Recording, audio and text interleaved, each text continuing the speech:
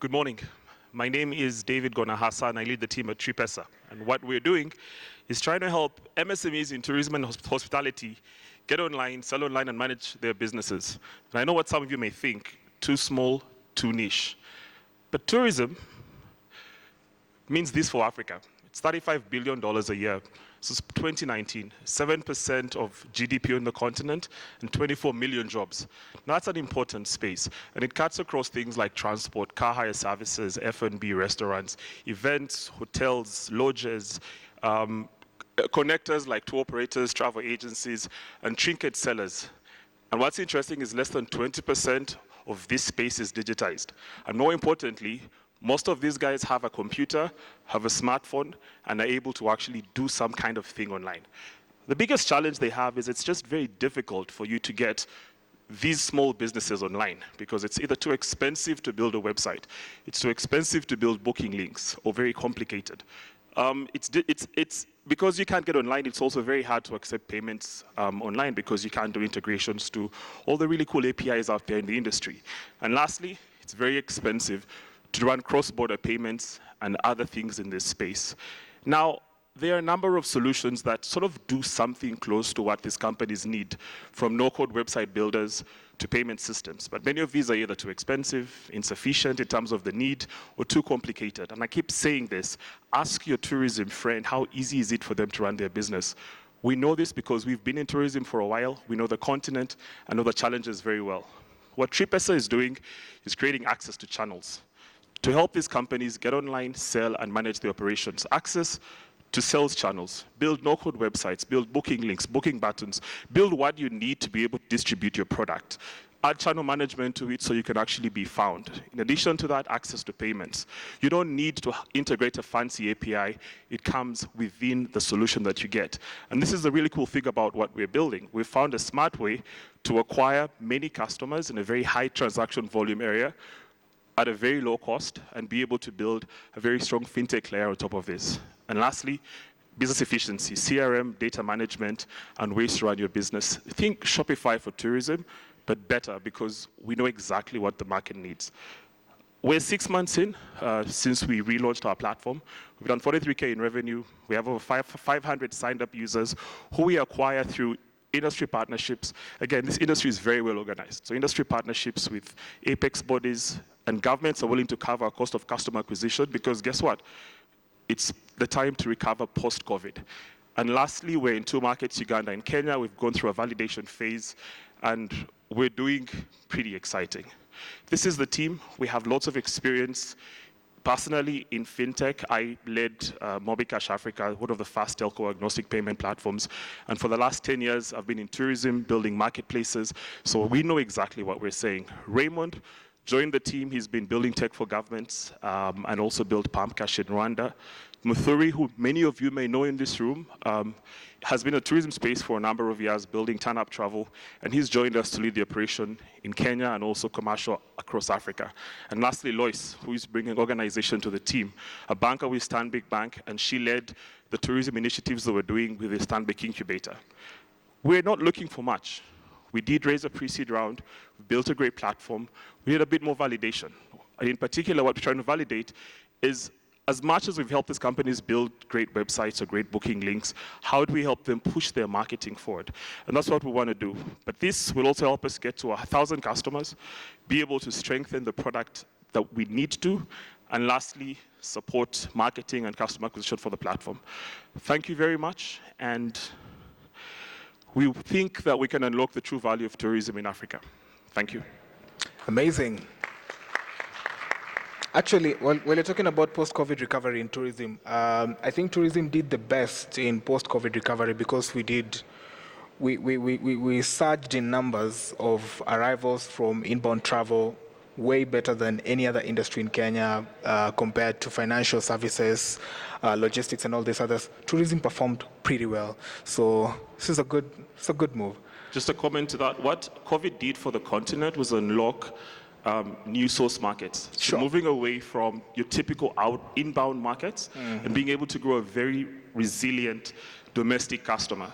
Now think what cross-border can do, but to do that, you need to be able to create more visibility of product. Sure. To achieve product, marketplaces are great, but what you really need is a more decentralized approach to creating visibility.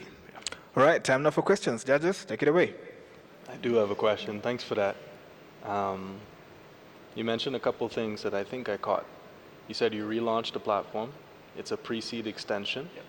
And I noticed that your title is a team lead. What's the relationship like? What was the company like before this last relaunch? Yeah, so we initially ran as a travel booking marketplace for about 8 years. Wow. And then Wow. pre-COVID, we began a pivot because what we learned was that as much as we wanted to do more locally, we became another big travel agency. Sure. We had 17 staff, and it was purely selling on the phone because the tech just didn't work. And what we thought was, why don't we take what we've learned and build a solution for everybody else? So initially, we relaunched as Tripesa. We rebuilt the whole business of course called Tripesa. We had issues with brand, and we chose to change the name finally.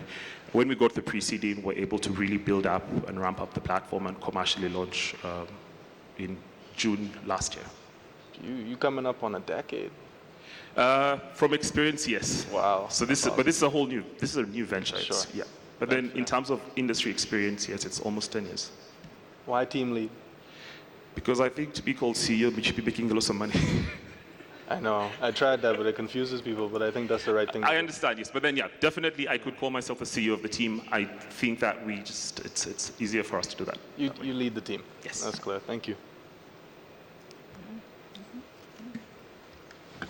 Hi, David. Good to see you. You put up the international brands competition like Shopify, Squarespace, etc. I understand the point of affordability of the product for the market over here. What else is something that I need to understand how the product differs from a local perspective? Okay, great. So your typical no-code website or no-code platform has to have a very robust back-office dashboard. Right? Now, back-office dashboards that work for physical products are different from experience-based products because the requirements are very different. So your typical travel agent needs a lot more tools like itinerary builders, they need proposal generators, they need channel management. For a company like Shopify or Wix, to focus on that is just away from what works for them. So I think we're in a very interesting space that as much as if you're a payments company, for example, and you want to build no-code tools for your customers, it makes more sense at this point to go the physical product route because there's just more customers. But then on the other side, the flip side, the tourism side, the experiences side, like I said, hotels and all these things, is still a very big space. And lastly, our play is really ecosystem enabling, which means, yes, I'll help you get your product online, distributed, but guess what? The bigger guys, like, I don't know if you know much about, say, the airline space, every 2 weeks, an IATA agent has to deposit cash onto an account to settle their payments, right? And that's because there's no clear systems to do this.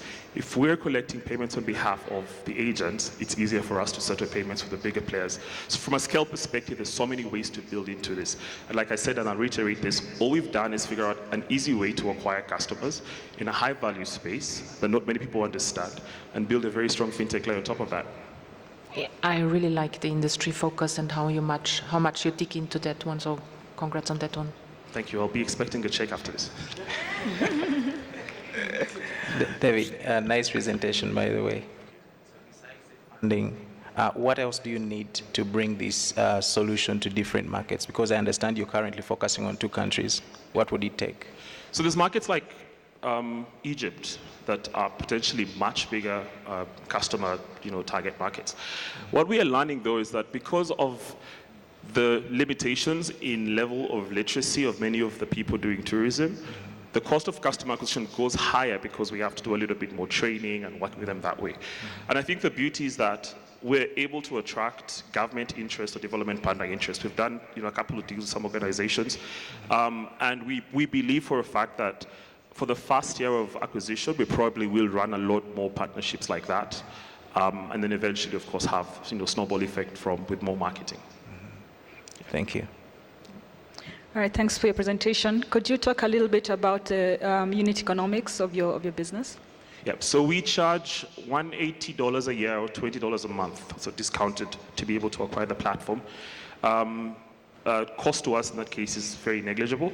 And then on the other hand, for payments processing, we're doing about 3.5 to 4.2% depending on the type of transaction. And that's really where we expect to see volumes going up. And on that, right now, we're doing about 1.2% that we retain. And your customer acquisition costs? So there's two numbers to that, right? On one part, it's up to about $70 because of the training that we need to do and support, but we believe that we can bring that lower through a lot of subsidies that are already available. All right. Thank you. Great, thank you.